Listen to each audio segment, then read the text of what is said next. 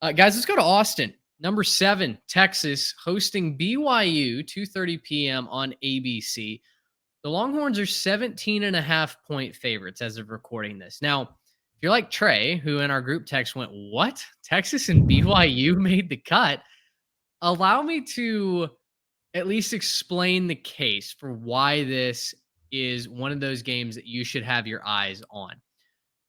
Texas is without Quinn Ewers at the quarterback position, right? We know that. A couple weeks out with a grade 2 AC joint sprain in his throwing shoulder. Malik Murphy is first team all Sports Illustrated swimsuit edition, right? I mean, the guy has got the body to go out and amaze, Twitter, but does he have the goods to win a football game at home? I believe he does, but that's a big number. And BYU is, Trey, as you've called them, they're a wild card, man. They don't travel all that well.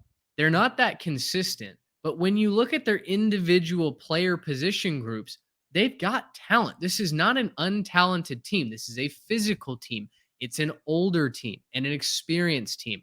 And I wonder if Steve Sarkisian can get the guys up ready to play this. They fell asleep at the wheel a little bit against Houston last week on the road. The slow start almost cost them. Cougars nearly came back and tied that game up late. I'm concerned about the same thing coming home. Texas is behind the 8 ball. They have to win every single game coming into Arlington, and then they have to beat Oklahoma just to get into the college football playoff, a place that everyone around the country has been telling them, you're going to make it this year. You deserve that spot. That pressure starts to build, and now you go down your starting quarterback. The magnifying glass gets even more amplified. I think Texas is going to have to run this football a whole lot more in this game than they are against, another opponent. That number just seems really, really big to me. But Trey, I want to give you kind of the other side of this. Are you confident in the Longhorns? What's your angle coming into this game? Look, BYU coming into the season was one of my quiet favorite teams to watch this year because of how much of a wild card they were. I thought they could maybe steal a game like this one. I don't know. I still don't know that they are going to fully steal that. Even going up against a backup quarterback, even coming into Austin in kind of a letdown spot here after an emotional win last week against Houston. I just don't trust BYU's defense enough to really feel like they have a chance to win this game. Their rushing defense is putrid, guys. Like if you look at the game logs of their rushing defense against Power 5 competition, gave up 177 yards at Arkansas, 221 to Kansas, 242 to Cincinnati, 137 at TCU. That's not bad. 153 to a Tech team that really doesn't want to run the football.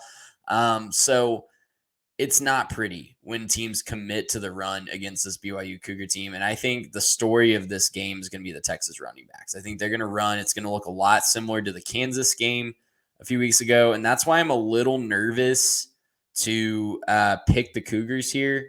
That number does seem just a little bit too high for Malik Murphy's first start. We don't know what he is yet. And that's what I think gives you hope as a BYU fan. I think that's what makes you really nervous as a Texas fan.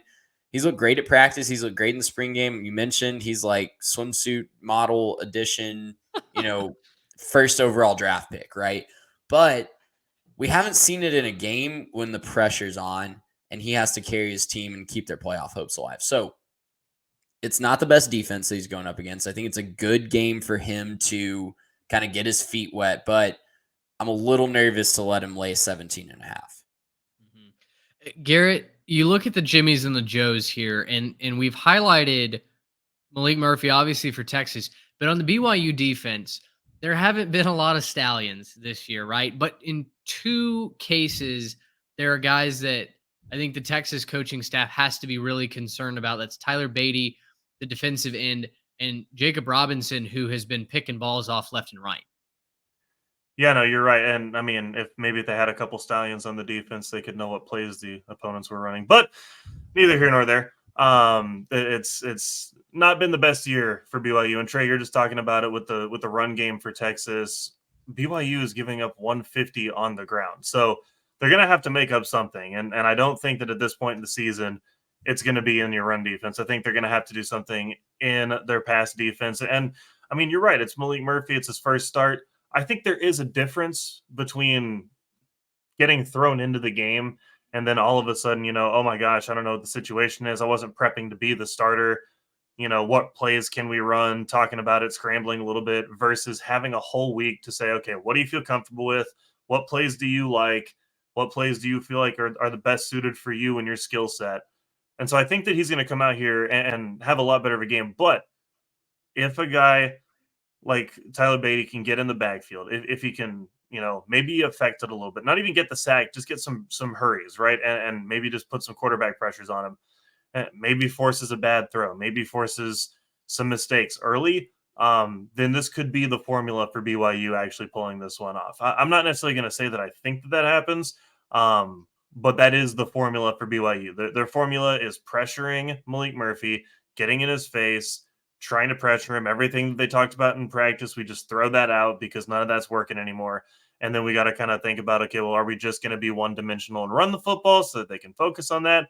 Or what plays do we run as an offense that will keep things rolling for the Longhorns? Let's move into our picks. No secret who I'm rolling with here. If you watch the ledger, I'm laying nuggies on the BYU cover here.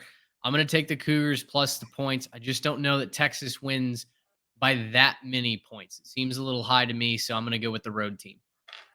Yeah, it seems a little high to me too. Again, first start for the quarterback. We don't know what we're going to get. I'm going to take BYU to keep it a little bit closer, 17.5.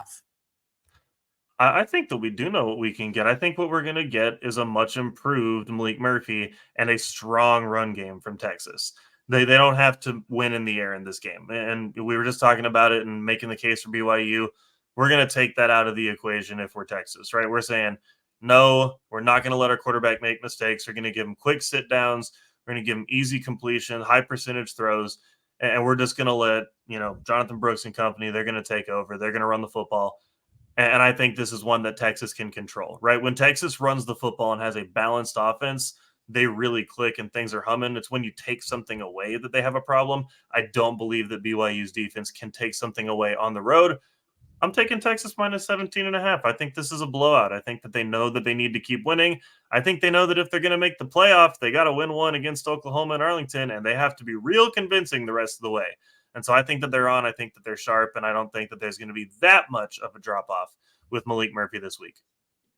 One interesting note here, BYU is one of 3 teams that has a winning record over Texas throughout the life of college football. Notre Dame and Vanderbilt are the other 2, which and the games haven't been particularly close most of the time that these two have gotten together.